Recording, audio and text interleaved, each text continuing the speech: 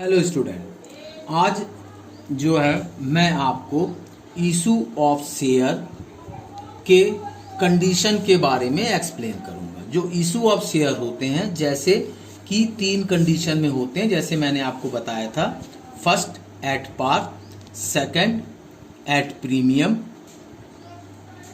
And third is at discount. अब at par में तो जैसे मैंने लास्ट टाइम एक क्वेश्चन सॉल्व करके बताया था, एप्लीकेशन अलॉट। हेलो स्टूडेंट, आज मैं आप लोग को इशू ऑफ शेयर के नेक्स्ट पार्ट के बारे में बताऊंगा।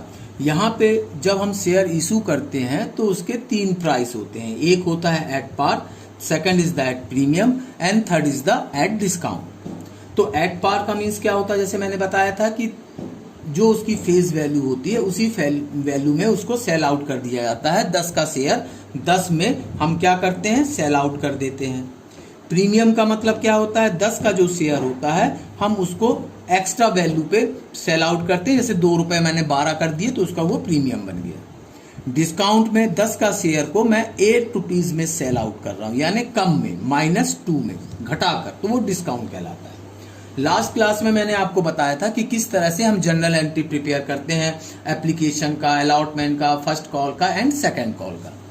आज मैं आपको सिर्फ उसकी जर्नल एंट्री बताऊंगा कि जब हम एट पार पे जब जर्नल एंट्री बनाते हैं तो क्या क्या कंडीशन होती है। प्रीमियम पे बनाते हैं तो किस कंडीशन में जर्नल एंट्री प्रिपेयर होती है, प्रीमियम कहाँ जाता है, और जब डिस्काउंट पे बनाते हैं तब उसकी कैसे जर्नल एंट्री हम बनाते हैं। अब अगर मैं एक क्वेश्चन एज्यूम कर लूं आपका कि फॉर एग्जांपल के लिए मेरे पास 10 शेयर हैं और एट द रेट 10 रुपए के हिसाब से मैं उसको सेल आउट करता हूं, ठीक है। अब यहां पे एप्लीकेशन में मैंने 2 रुपए रखा है और आपके अलॉटमेंट में 3 रुपए, फर्स्ट कॉल में भी 3 रुपए और सेकंड कॉल में जो है मैंने 2 रुपए रखा है। तो एट पार में तो सिंपल एंट्री एज यूजुअल बनेगी जैसे कि हम लोग लास्ट टाइम बना रहे थे। तो इसकी जो टोटल वैल्यू होगी वो 10 ही रुपए होगी और जस्ट वही जनरल एंट्री बनेगी जैसा कि मैंने आपको लास्ट क्लास में समझाया था। अब बारी आती है प्रीमियम की।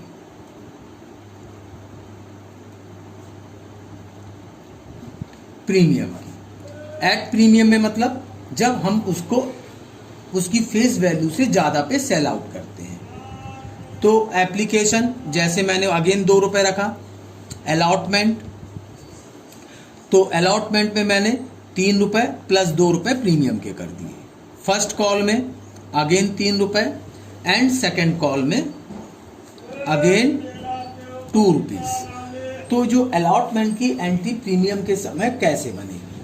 अब जब हम जर्नल एंट्री प्रिपेयर करते हैं प्रीमियम की, उस कंडीशन में सबसे पहले एप्लीकेशन का, तो एप्लीकेशन की एंट्री कैसे बनती थी, बैंक अकाउंट डेबिट। मेरे पास कितने शेयर हैं, 100 शेयर हैं, तो कितना हो जाएगा 100 × 2, तो कितना आ गया 200 रुपीज। 2 शेयर एप्लीकेशन अकाउंट 200 रुपए आ गया। अब इसको हम लोग क्या करते थे, लास्ट डे हमने क्या किया था, इसको शेयर कैपिटल में ट्रांसफर करते थे। तो क्या जनरल एंट्री बनेगी, share capital account debit 2 share application account, again वही 200 रुपए।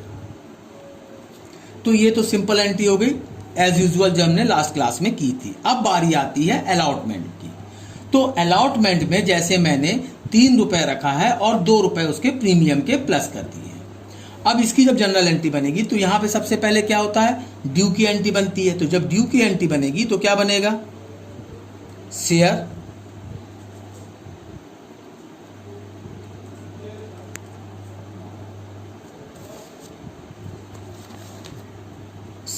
Allotment account debit. तो हमने अलॉटमेंट में कितना मांगा, 3 और 2 5 रुपए, यानी कि 100 × 5, तो कितना हो गया 500 रुपए हो गया। अब यहां पे आएगा 2 शेयर कैपिटल में हमने कितना रखा, 3 रुपए, यानी कि 100 इंटू 3, तो यहां कितना आ जाएगा 300 रुपए। और आएगा टू शेयर प्रीमियम में हमने कितना रखा है 100 इंटू 2, यानी कि 200 रुपए। तो ये प्रीमियम ऑलवेज कहां जाता है, सीआर में जाता है। अब जब ये पैसा मुझे मिलेगा तब उसकी जनरल एंट्री क्या बनेगी, बैंक अकाउंट डेबिट। कितना आया उसके पास 500 रुपए, टू शेयर अलॉटमेंट अकाउंट 500 रुपए। ये मेरी प्रीमियम की एंट्री हो गई। और first call second call as usual वैसे ही होंगी जैसे हमने की लास्ट क्लास में देखा था।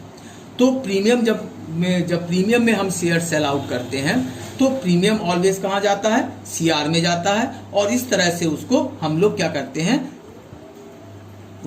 एक्सप्लेन करते हैं या उसकी जनरल एंट्री बनाते हैं। अब बारी आती है एट डिस्काउंट की। अगर हम डिस्काउंट की बात करें, जैसे मैंने कहा कि 10 का शेयर मैं 8 रुपए में बेच रहा हूं, तो यहां पे मैंने अगेन सपोज कर लिया मेरे 100 शेयर हैं और at the rate 10 rupees each है। अब इसके बाद मैंने एप्लीकेशन में 2 रुपए मेंशन किया है, अलॉटमेंट में मैंने क्या किया है 3 रुपए अलॉटमेंट के और 2 रुपए मैंने डिस्काउंट कर दिया है। फर्स्ट कॉल 3 रुपए, 5 2 7 और 3 10 रुपए। तो इस तरह से 2 रुपए मैंने किसमें दिया है, डिस्काउंट पे। अब जब मैं कैलकुलेशन करूंगा तब जनरल एंट्री क्या बनेगी, पहले एप्लीकेशन का अमाउंट कितना है 100 इंटू 2 हो जाएगा, तो कितना आ जाएगा 200 रुपए।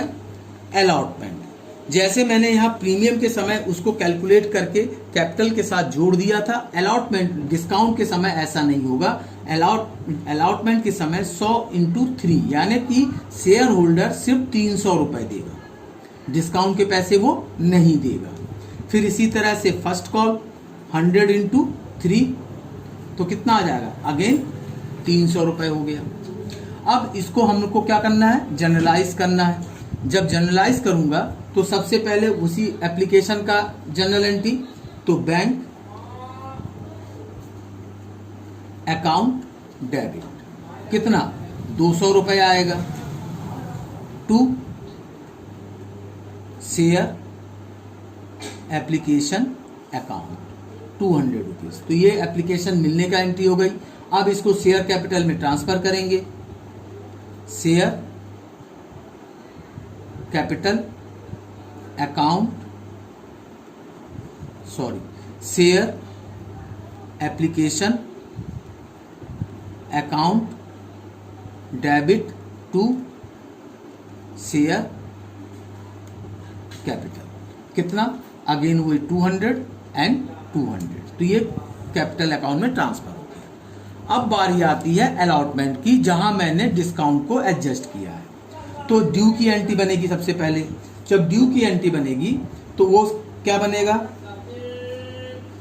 Share allotment account debit. तो शेयर अलॉटमेंट में जैसे मैंने 3 + 2, तो शेयर अलॉटमेंट में कितना आएगा 300 रुपए, discount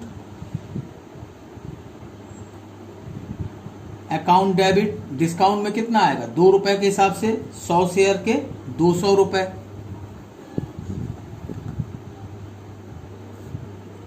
to share capital account कितना आ गया 500 रुपए। तो ये ड्यू की एंट्री बन गई। अब जब बैंक की एंट्री बनेगी तो क्या हो जाएगा, बैंक अकाउंट डेबिट। तो यहां कितना आएगा 100 इंटू 3, यानी कि 300 रुपए आएगा। डिस्काउंट का पैसा शेयर होल्डर नहीं देगा, bank account debit to share allotment account. तो ये आपके डिस्काउंट, प्रीमियम और एट पार की इश्यूज की जनरल एंट्री हो गई। सारे क्वेश्चन हमको इसी तरह से अटेंड करना है। Thank you.